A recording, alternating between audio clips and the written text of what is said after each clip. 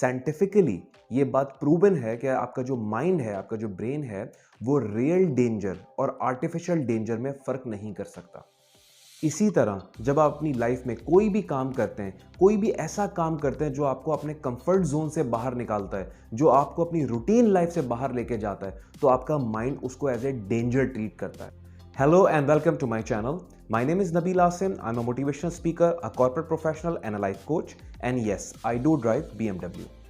आज मैं एक ऐसी चीज़ के बारे में बात करूंगा जो आई एम श्योर आप लोगों ने नहीं सुनी होगी कि हमारा माइंड काम कैसे करता है, हमारा दिमाग जो है वो किस तरीके से सोचता है और वो एक्चुअल में कैसे वर्क करता है। सबसे पहले आज मैं दो कॉन्सेप्ट्स को एक्सप्लेन करूंगा which is very important for you to understand.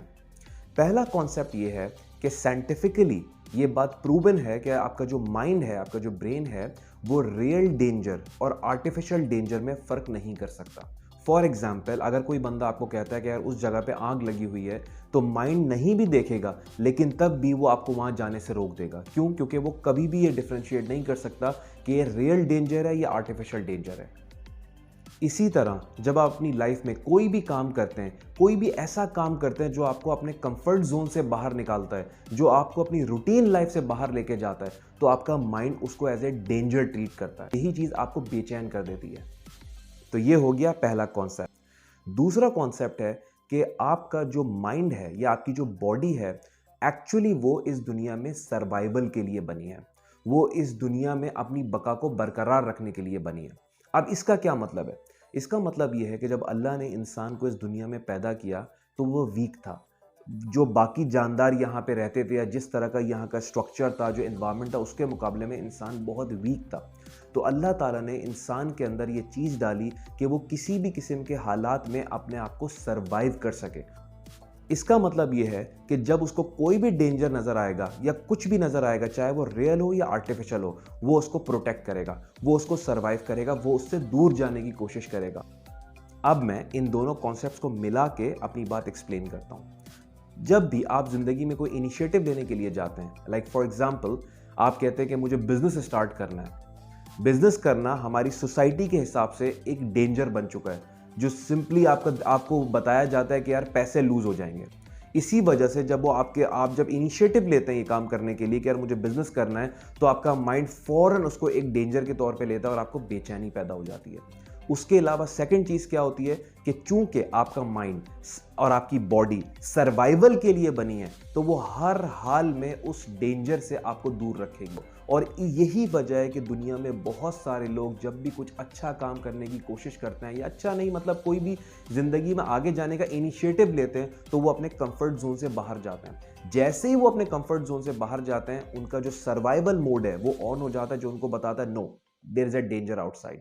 और मैं हमेशा कहता हूं कि हमारे इतराफ में सपोर्ट सर्कल नहीं है, वो लोग नहीं हैं जो हमें गाइड कर सकें, जो हमें मेंटोर कर सकें, जो हमें पुश कर सकें, जो हमें मोटिवेट कर सकें, जो हमें सपोर्ट कर सकें। चाहे वर्बल सपोर्ट ही क्यों ना हो, लेकिन हमारे इतराफ में वो सपोर्ट सर्कल नहीं होता।